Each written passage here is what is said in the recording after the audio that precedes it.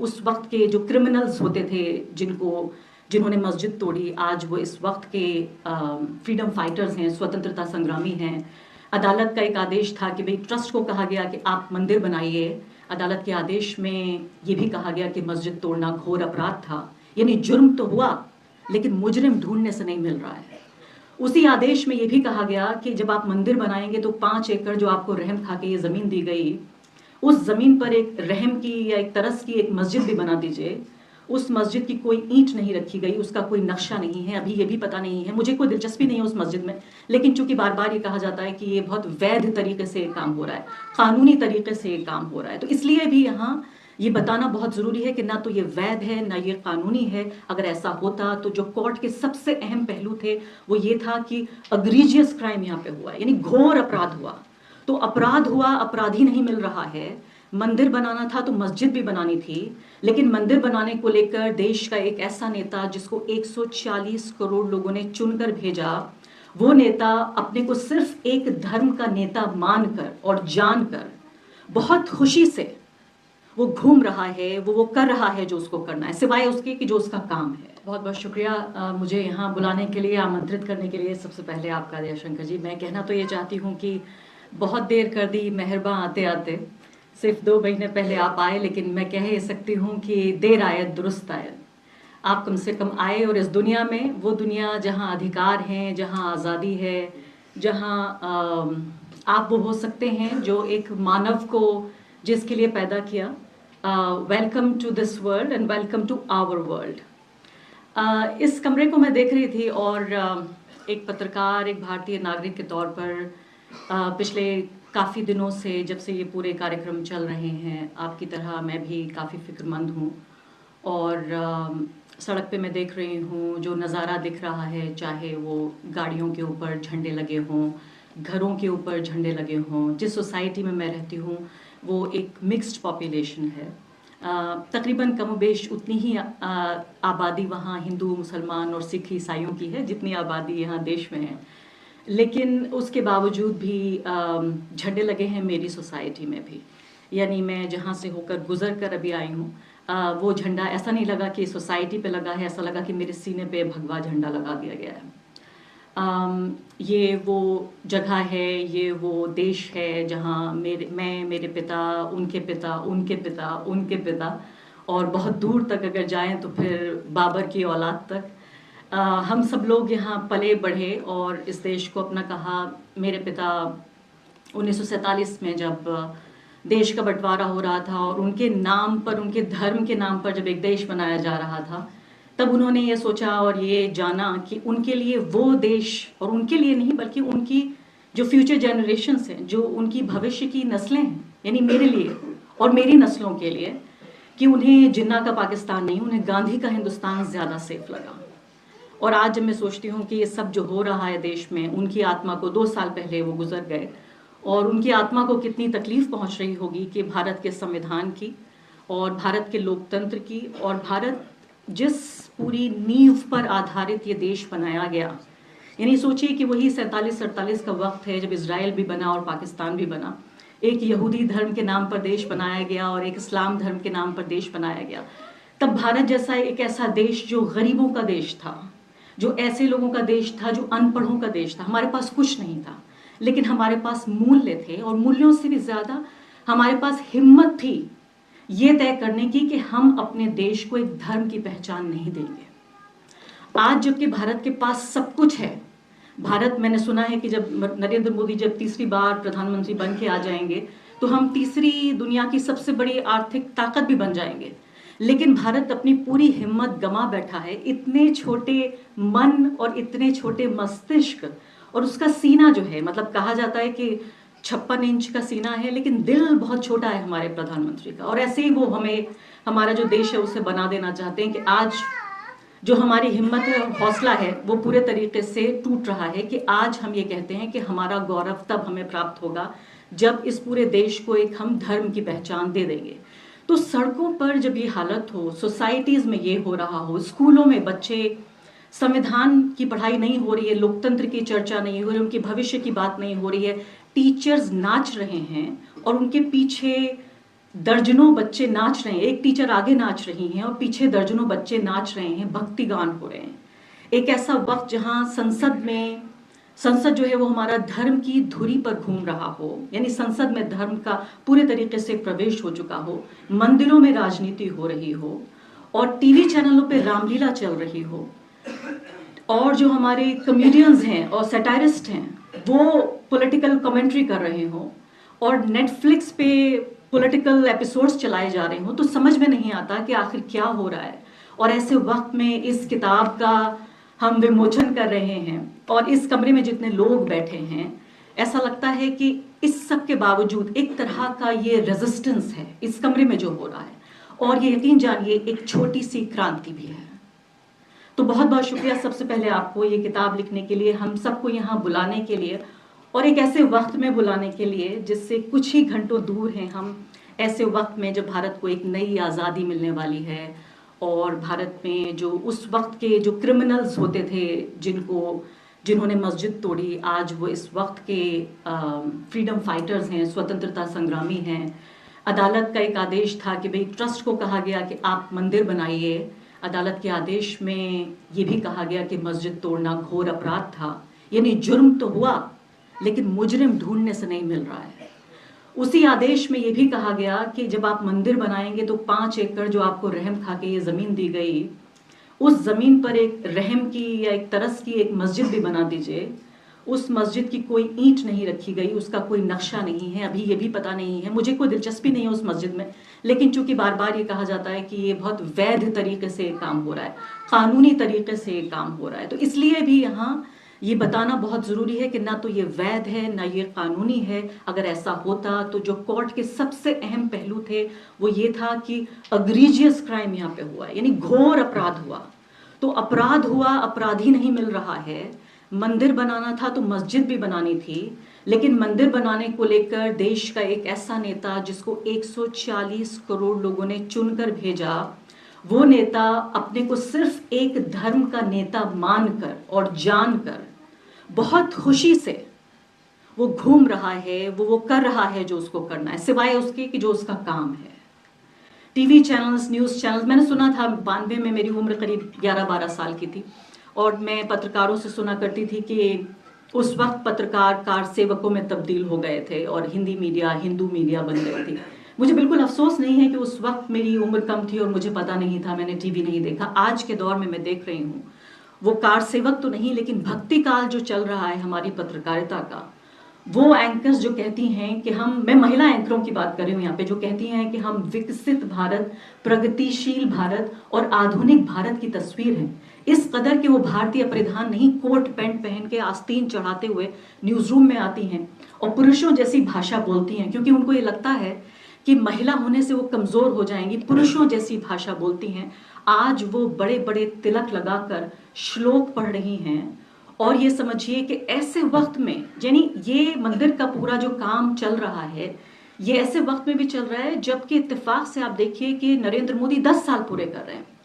और 10 साल मुझे लगता है कि एक किसी देश के लिए, एक समाज के लिए, लोकतंत्र के लिए, एक व्यक्ति के लिए भी एक बड़ा, एक तरह से मील का पत्थर होता है। किसी भी देश की मीडिया होती और खासकर एक ऐसा मीडिया, आप सोचिए कि जो मानवता का विकास है, जो ह्यूमन डेवलपमेंट है, उसमें हमेशा बताया गया कि 2 एक बड़े बाधाएं आती थी। एक तो ये था कि ट्रांसपोर्टेशन का अच्छा सिस्टम नहीं था और दूसरा था सूचना का प्रसार।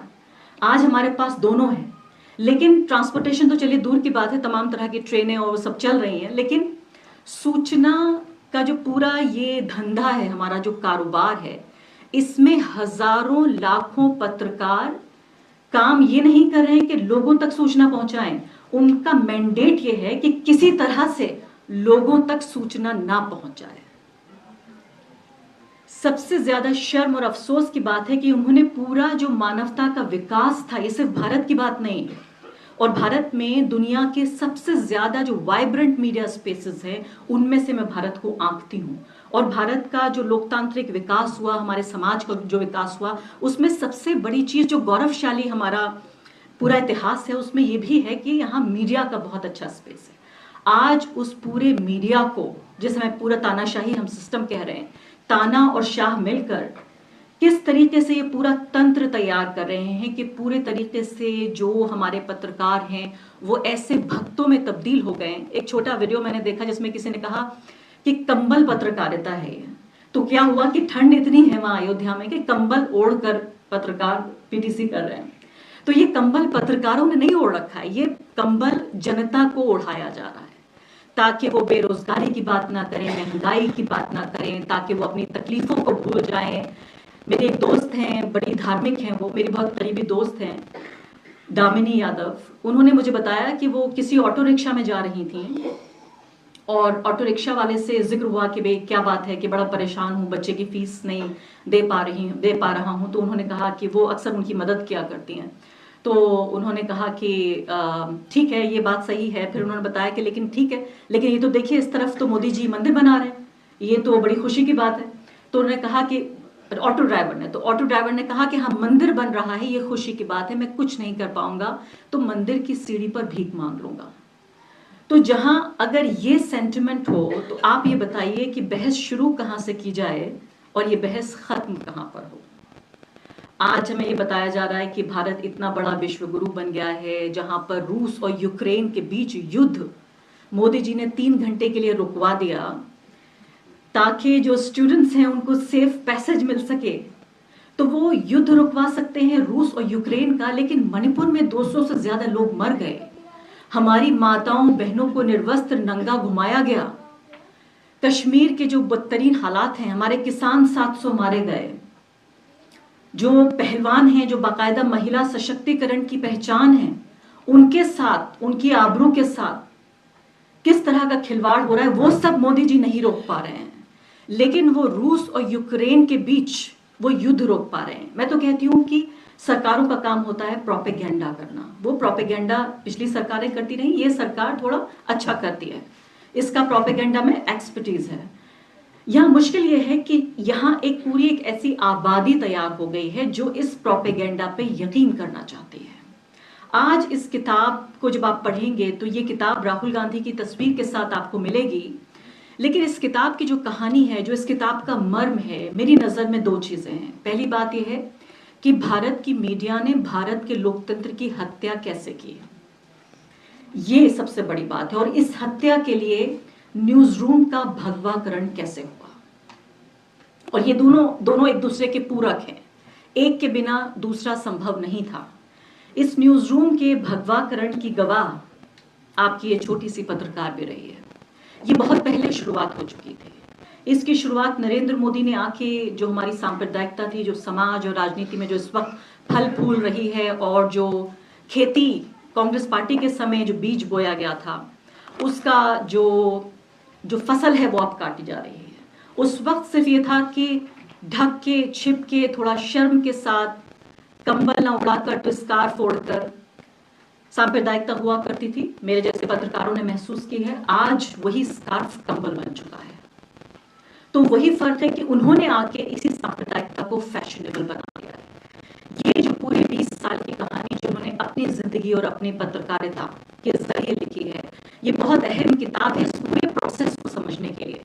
अभी आपने एक बहुत अहम बात कही, आपने कहा कि राहुल गांधी जी बोलते हैं, तो मेरे जो जर्नलिस्ट फ्रेंड्स हैं वो कहते हैं कि ये बड़ी एनजीओ की भाषा है, लोकतंत्र की रक्षा करेंगे, लोगों को अधिकार देंगे, उनकी आजादी बरकरार रखेंगे, मोहब्बत की दुकान और विभाजनकारी राजनीति नहीं होनी चाहिए, आप कह रहे न्याय यात्रा करेंगे, ये सब क्या है? ऐसे क्या जो आपकी सोच की फैल रही है, लोग समझते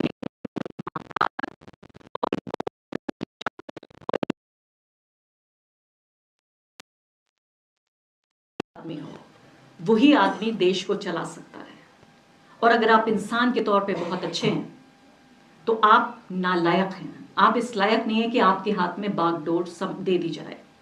मैं अभी 24 घंटे पहले ही केरल से लौटी हूँ और इत्तेफाक से मैं कैलीकट गई थी, तो थोड़ा और दूर निकल गई, वायनाड तक चली गई, राहुल गांधी की कंस्टिट्यूएंसी में होके आई। कोई ऐसा दुकानदार बाकी नहीं है जिसके पास एक राहुल गांधी की कहानी ना हो, कि राहुल गांधी आए, यहाँ बैठे, उन्होंने चाय पी, उन्होंने बातचीत की, और ये खबर आप में से कुछ लोग जानते हैं, मैं नहीं जानती थी। मैंने आज तक किसी अखबार में और मैंने कभी किसी टीवी चैनल पे ये खबर नहीं देखी कि राहुल गांधी अपनी कंस्टिट्यूएंसी में हर पहले मतलब ये सोचिए 5-6 हफ्ते में मुझे पता चला कि वो वहां जाते हैं और लोगों से बातचीत करते हैं। तो ऐसा व्यक्ति, एक तरफ ऐसा व्यक्ति है कि अपनी माँ से मिलने जाता है तो कैमरा लेके जाता है, दूसरी तरफ एक ऐसा व्यक्ति है जो खुद की पॉलिटिकल एक्टिविटी जिसको उसको पब्लिसाइज करना चाहिए वो उसको पब्लिसाइज नहीं कर रहा है। तो एक तरफ इतना अक्लमंद व्यक्ति और दूसरी तरफ इतना बेवकूफ। तो जिस शातिर और मक्कार और बेजमीर नेता की तलाश है इस देश को, उन लोगों को भी जो वेल मीनिंग लोग हैं, जो कम्युनल नहीं है, जो फाशिस्ट नहीं है, अगर वो ये कहते हैं कि ये व्यक्ति इस लायक नहीं है, लेकिन मैं आपको आज ये बताना चाहती हूं भारत में ऐसे करोड़ों लोग हैं जिनकी आज भारत में ये आस्था अभी भी बनी हुई है कि यहां एक ऐसा नेता है जो भारत को दोबारा एक लोकतंत्र और धर्मनिरपेक्षता उदारता के रास्ते पर ले जाना चाहता है। और एक दिन हो सकता है इस व्यक्ति के हाथ बागडोर आ जाए, इसलिए उनको एक साहस है, एक भरोसा है। एक पॉलिटिकल जर्नलिस्ट होने के नाते मैं ऑब्जेक्टिवली रिपोर्ट करती हूं और मुझसे ज्यादा बुरा कांग्रेस पार्टी का कोई क्रिटिक नहीं है, लेकिन एक भारतीय नागरिक के तौर पर, एक वोटर के तौर पर, और जिस तरह से देखिए राहुल गांधी के पास 2 ऑप्शंस हो सकते थे। एक ऑप्शन ये भी हो सकता था जिसका भी इन्होंने जिक्र किया हमारे मुझसे पहले वक्ता ने, राजू जी ने, कि एक कंपेटिटिव कम्युनलिज्म का रास्ता, जिसको कुछ लोग प्यार से सॉफ्ट हिंदुत्व भी कहते हैं, वो रास्ता भी उनके पास था। और मैं जानती हूं कि कांग्रेस पार्टी के अंदर भी इतनी कीचड़ है कि बहुत सारे कमल खिले हुए हैं और ये सांप्रदायिकता की कीचड़ है। और बहुत सारे लोग, जैसे अभी भी मुझसे पहले वक्ता ने कहा कि कांग्रेस पार्टी अलग है और राहुल गांधी अलग है, मुझे लगता है बिल्कुल उन्होंने एक तरह से तीर सही निशाने पे लगा है। कांग्रेस पार्टी के अंदर ही उनके बड़े से जो सारे बड़े नेताओं में से ज्यादातर लोग कांग्रेस पार्टी की आइडियोलॉजी पे और राहुल गांधी जो कहते हैं उनका पीठ पीछे वो खुद मजाक उड़ाते हैं। आप यकीन जानिए, जिस दिन राहुल गांधी की विचारधारा, राहुल गांधी जो करना चाहते हैं, अगर कांग्रेस पार्टी के लोग ही, सिर्फ उनके नेता, सिर्फ उनके कार्यकर्ता, सिर्फ उनका काडर इस बात में विश्वास करे, वोटर भूल जाइए, एक दिन अगर वो ये मना लें अपने नेताओं को, अपने काडर, अपने कार्यकर्ताओं को कि जो मैं कह रहा हूं उसे सिर्फ लोगों तक पहुंचा दीजिए, कांग्रेस पार्टी कामयाब हो जाएगी। इसका छोटा सा उदाहरण मैं आपको देना चाहती हूं। मध्य प्रदेश, राजस्थान, अभी जो इलेक्शंस हुए हैं, आपको याद होगा कास्ट सेंसस की बहुत चर्चा हुई थी। आप जमीन पे जब जाइए, ना आपको राजस्थान में, ना मध्य प्रदेश में, ना आपको छत्तीसगढ़ में कांग्रेस पार्टी के जमीनी नेताओं ने किसी वोटर से जाके ये नहीं कहा कि अगर हम चुन के आ गए तो हम कास्ट सेंसस कराएंगे। इतना विश्वास है उनका राहुल गांधी में। तो मुझे लगता है एक नजरिए से बिल्कुल नाकाम है राहुल गांधी। वो ये कि अपनी ही पार्टी के लोगों को वो ये नहीं बता पा रहे हैं कि उनकी विचारधारा क्या है, उन्हें नहीं मन पा रहे हैं। तो अगर कांग्रेस पार्टी के नेताओं का कांग्रेस की जो फाउंडिंग प्रिंसिपल्स है, जो बुनियादी सिद्धांत हैं, और जो उनकी पार्टी का सबसे बड़ा नेता जो कह रहा है, अगर उनके कार्यकर्ता, उनके नेताओं का ही विश्वास नहीं है, तो आप बताइए आम लोगों का क्या विश्वास होगा। दूसरी बड़ी समस्या मुझे लगती है, और जो सड़कों पे जो नजर आ रहा है, कि देखिए एक जो नेता है, आज के दौर में नेता की जरूरत नहीं है, एक मदारी की जरूरत है, एक जादूगर की, जो आपको मसरूफ रखे। आपने देखा होगा जादूगर, आपको जादू के जब शो खत्म हो जाता है तो आपको सब कुछ समझ में आ जाता है, लेकिन उसके बावजूद भी आप पूरा शो देखते हैं। जैसे एक तरफ आप देखेंगे कि लड़कियां नाच रही हैं, दूसरी तरफ आप देखेंगे वो सर्कस घूम रहे हैं, तीसरी तरफ आप देखेंगे म्यूजिक चल रहा है, बड़ा चमाचम है और इतना मनोरंजन है। और वही बात है कि पिछले 10 साल में किसी भी चीज की कमी हुई हो, लेकिन एक चीज की कमी नहीं हुई, वो था मनोरंजन। इतना मनोरंजित रखा गया है दर्शक को या वोटर को या नागरिक को कि उसको लगता है कि उसे कुछ काम मिल गया है। अब जैसे नया काम मिल गया है, झंडा लगाइए। RWS को काम मिल गया, बिल्कुल बेरोजगार लोग, यानी समझिए रिटायर्ड लोग जिनके पास कोई काम नहीं था, पेंशन मिल रही है। पेंशन कौन सी मिल रही है? जो कांग्रेस पार्टी की सरकारों ने जिस पेंशन की घोषणा की, जिसको बीजेपी ने वापस ले लिया, उस पेंशन के बल पर जो RWS हैं वो कह रहे हैं सब लोग एक दीप जलाइए। तो ये जो काम है, ये जो मनोरंजन है, जो एंटरटेनमेंट,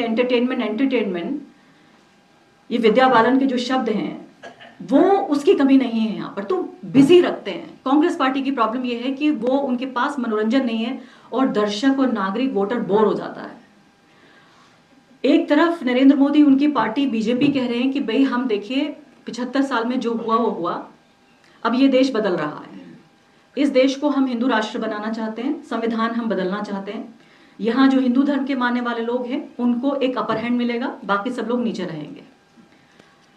और उसका जवाब क्या है? तो ये बड़ा आकर्षक, बड़ा अट्रैक्टिव आइडिया है। भाई आपको बिना कुछ किए, अगर सिर्फ इसलिए कि आप जिस धर्म में पैदा हुए थे, आप अपने पड़ोसी से, चाहे आप सब्जी बेचते हो, चाहे आप एक छात्र हो, चाहे आप पत्रकार हो, चाहे आप बेरोजगार हो, अगर आपको अच्छा और बेहतर होने की इजाजत मिल रही है और आपको डंडे के बल पे ये सब करने की अनुमति मिल रही है, तो आपको अच्छा लगेगा। एक तरफ ये अट्रैक्टिव आइडिया है कि देखिए 75 साल में जो नहीं हुआ वो अब होगा। दूसरी तरफ कांग्रेस पार्टी क्या कह रही है? दूसरी तरफ कांग्रेस पार्टी ये कहती है हम आपको वही पुराना देश देंगे जो 75 साल से चल रहा है। तो गरीब हिंदू, गरीब आदमी क्या सोच रहा है? वो सोचता है कि भाई देखिए मेरे लिए, मेरे बाप के लिए, मेरे दादा के लिए, मैं भी गरीब हूं, मेरे बाप भी गरीब थे, मेरे दादा भी गरीब थे, उनके पिता भी गरीब थे, कम से कम मेरा बेटा तो अमीर हो जाएगा। तो आप वही पुराना घिसा पिटा मॉडल बेचना चाहते हैं जो 75 साल से काम नहीं कर रहा है। यहां भरपूर मनोरंजन के साथ, पूरे पैकेज के साथ आपको एक पॉलिटिकल पार्टी ये कह रही है कि आपको एक नया देश देंगे। तो फिर क्या सोचता है वोटर? वोटर कहता है कि एयरटेल काम नहीं कर रहा मेरे लिए, मैं वोडाफोन का कनेक्शन लूंगा। यहां हमें, हमारे समाज को, इस ऑपोजिशन पार्टी को, मेरे जैसे पत्रकारों को भी, we need a new language. अगर हमें इस देश को बचाना है, संभालने संवारने की तो दिन बहुत दूर है, अभी मैं तो कह रही हूं सिर्फ बचाना है इस संविधान को, इस देश को। We need a new language, a new vocabulary. हमें एक नई शब्दावली चाहिए। बात वही करनी है। देखिए इंसानियत के उसूल नहीं बदल जाएंगे। आपको ये बताना पड़ेगा एक हिंदू को कि जो धर्मनिरपेक्षता है वो मुसलमान की भलाई के लिए नहीं है, आपकी भलाई के लिए है। आप बेहतर जिंदगी जिएंगे, आप ज्यादा शांतिपूर्ण जीवन जिएंगे, आपकी नस्लों के लिए अच्छा है। एक उदारवादी जीवन आपके लिए अच्छा है। भारत में लोकतंत्र नेताओं के लिए नहीं, आपके लिए अच्छा है। संविधान आपके लिए जरूरी है। एक दलित नागरिक को कभी भी ये बताने की जरूरत नहीं पड़ती है कि संविधान उसके लिए कितना अहम है, क्योंकि वो समझता है कि उसके अस्तित्व के केंद्र में यह संविधान है। लेकिन एक अपर कास्ट को यह समझा दिया गया है कि संविधान में दी गई जो बराबरी है और जो आजादी है उसके लिए नुकसानदेह है। मैं ये नहीं कह रही हूं कि भारत के मुसलमान खास तौर पे बहुत ज्यादा धर्मनिरपेक्ष हैं और इसीलिए वो बहुत भले हैं। धर्मनिरपेक्षता माइनॉरिटी के लिए, बराबरी के लिए एक तरह की गारंटी है, एक तरह की राहत है, और इसलिए उसे लगता है कि उसके अस्तित्व के लिए अहम है। इसलिए मैंने कहा कि जब संविधान की बात होती है तो जो कमजोर तबका है, चाहे वो मुसलमान हो, चाहे वो दलित हो, चाहे वो किसान हो, चाहे वो मजदूर हो, चाहे वो महिलाओं हो, ये तमाम चीजें जो हमारे अधिकार और आजादी है, हम इतनी छोटी बात भी नहीं बता पाए हैं हमारे नागरिकों को कि ये राज्य के खिलाफ अधिकार, हमारे राज्य के खिलाफ हमें मिल रहे हैं। यानी राज्य तो ये चाहेगा ही कि हमारे अधिकारों और हमारे जो हमारी छाती है, हमारा सीना है, उस पर बुट लेके चले। लेकिन संविधान ये गारंटी देता है कि हमें अधिकार मिले। मुझे लगता है कि नए सिरे से यहाँ इस कमरे में बैठे हुए लोग, हम सबकी एक एक की, और सबसे बड़ी जिम्मेदारी मैं अपने ऊपर लेती हूँ, हमारी सबकी जिम्मेदारी है कि एक नई शब्दावली हम ईजाद करें। हम ऐसी बात करें जो मन को भाए। मैं यहाँ ये नहीं कह रही हूँ कि हम एंटरटेनर्स बन जाएं और उन टीचर्स की तरह स्कूलों में नाचने लगें और तमाम चीजें करने लगें, लेकिन मुझे लगता है कि भारत के और भारतीयों के मन को टटोलने की जरूरत है और लोकतंत्र में उस पूरे प्रोसेसेस को समझने की जरूरत है। मसरूफ रखिए एक ऐसी चीज में। कभी भी आप देखिए यूके, यूएस में इतना सेंसिटिव मामला है, आप जरा सा भी राइट्स की बात कीजिए, अधिकारों की बात कीजिए, आजादी की बात कीजिए, आप फेमिनिज्म की बात कीजिए, वहां हेल्थ पर, फेमिनिज्म पर, राइट्स पर, आजादी पर बाकायदा वोट डाले जाते हैं, क्योंकि वो लोग कामयाब तरीके से अपनी जनता को ये बता पाए हैं कि ये उनके लिए अहम है। अब आखिरी एक दो बातें और उसके बाद मैं अपनी बात खत्म करूंगी कि इस पूरे जो स्ट्रक्चर को समझने की बात थी, और राहुल गांधी जो कि इस किताब के केंद्र में भी हैं, यहाँ पर एक ब्रीफली आपने राजू जी इस बात का जिक्र किया, मैं थोड़ा सा इसको बड़ा करके बताना चाहती हूँ कि जो बिजी रखा गया है नागरिक को, वो सिर्फ इसलिए नहीं क्योंकि वो कुछ बनाना चाहता है, इसलिए भी क्योंकि हिंदू राष्ट्र की स्थापना के लिए उस राष्ट्र के दुश्मन बहुत जरूरी हैं। उन दुश्मनों में कौन कौन है? उन दुश्मनों में भारत के मुसलमान हैं, भारत के ईसाई हैं, भारत के कम्युनिस्ट हैं, उसमें जेएनयू है, एएमयू है, तमाम इंग्लिश बोलने वाला एलिट है, और उसमें इंडियन नेशनल कांग्रेस भी है। ये तमाम लोग मिलकर एक ऐसा दैत्य बनाते हैं, एक ऐसा दुश्मन जिसके 10 सर हैं और उसको हर साल दशहरे पर भस्म किया जाना जरूरी है। तो रावण के तौर पर तब्दील कर दिया गया है इन लोगों को कि जब तक ये लोग हैं, और आप सोचिए इतनी मक्कारी के साथ ये काम किया गया है कि 10 साल हो गए नरेंद्र मोदी को, यहां वो लोग जो कि भक्त बन के सड़कों पर घूम रहे हैं, कंबल उड़ाकर पत्रकारिता कर रहे हैं, भगवा पहन के पत्रकारिता कर रहे हैं, वो लोग नरेंद्र मोदी से 10 साल का हिसाब नहीं मांगते, लेकिन भारत के मुसलमानों से कहते हैं कि 500 साल पहले बाबर ने क्या किया था इसका हिसाब दो। यानी बाबर के गुनाहों का हिसाब मुसलमानों को देना है, लेकिन चुने हुए नेता को, चुनी हुई सरकार को, संविधान के प्रति, लोगों के प्रति, मीडिया को जवाबदेही नहीं देनी है। तो इसलिए इस मक्कारी के साथ इन दुश्मनों को तैयार किया गया है कि यहां भी इस कमरे में जितने लोग बैठे हैं, हम में से हम सबके चेहरों पर रावण का पूरा मुकुट लगा हुआ है, सबके मास्क लगे हुए, हम सब रावण हैं। तो इसलिए हमारी इंडिविजुअल कैपेसिटी में ये सब करना बहुत जरूरी है। इस तरह की किताबें बहुत जरूरी है। मैं तो सोचती हूँ कि इस तरह की किताबों का एक पब्लिक इवेंट्स होने चाहिए, छोटे छोटे रीडिंग सेशंस होने चाहिए, जहां दयाशंकर जी आए और हम लोगों के साथ बैठें, गांव देहात में जाएं, कहीं एक गांव में एक चैप्टर पढ़ा जा रहा है, दूसरे गांव में दूसरा चैप्टर पढ़ा जा रहा है, कभी एकदम से ये यूट्यूब लाइव हो जाए, कभी अपने इंस्टाग्राम पे आ जाए। मतलब किताबें ऐसी ना रहें कि सिर्फ पढ़े लिखे लोगों के लिए एक प्रिविलेज का सिर्फ एक सबब बन जाए। वो लोग भी किताबें पढ़ने का या सुनने का, आज तो देखिए टेक्नोलॉजी जिसका फायदा और जिसका इस्तेमाल ये टेक्नोलॉजी ये पार्टी बेहतरीन तरीके से करती है। एक और काम इस पॉलिटिकल पार्टी ने बहुत अच्छा किया है, टेक्नोलॉजी का इस्तेमाल। मुझे लगता है कि हम इसमें भी हमें देर हो रही है। वो लोग हमें, जब मैं कहती हूँ तो वो तमाम लोग जो भारत के संविधान और लोकतंत्र में यकीन रखते हैं, हम का मतलब यहाँ बीजेपी कांग्रेस से नहीं, हर चीज रिलेटिव है। यहाँ कांग्रेस पार्टी का बार बार जिक्र हो रहा है, राहुल गांधी का, क्योंकि अगेन जैसे एक रिलेटिविटी है कि एक पार्टी के बरक्स दूसरी पार्टी, एक नेता के बरक्स दूसरा नेता। तो आखिरी बात और आखिरी एक शेर जो कहता है कि कितना भी अंधेरा हो, और इस वक्त बहुत सारे लोगों के लिए दौर भी मुश्किल है, मेरे लिए भी बहुत मुश्किल है। 1992 में मैं एक छोटी सी 11-12 साल की लड़की थी, मेरे टाउन में दंगा हो गया था।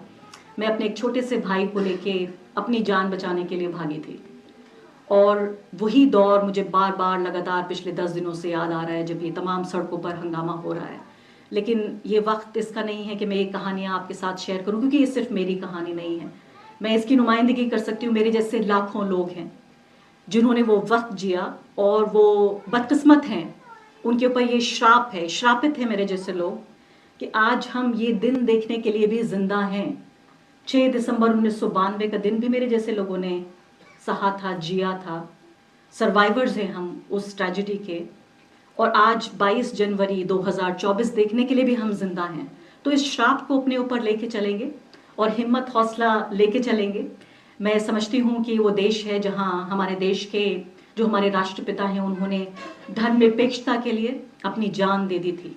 उस व्यक्ति ने अपनी जान कुर्बान कर दी थी, तब भी आसान नहीं रहा होगा, आज भी आसान नहीं है, 50 साल बाद भी आसान नहीं होगा। हल्का किए बैठे रहो इस शमा को यारों, हल्का मतलब घेरा बना के बैठे रहे, हल्का किए बैठे रहो इस शमा को यारों, कुछ रोशनी बाकी तो है, हर चंद के कम है। बहुत बहुत शुक्रिया।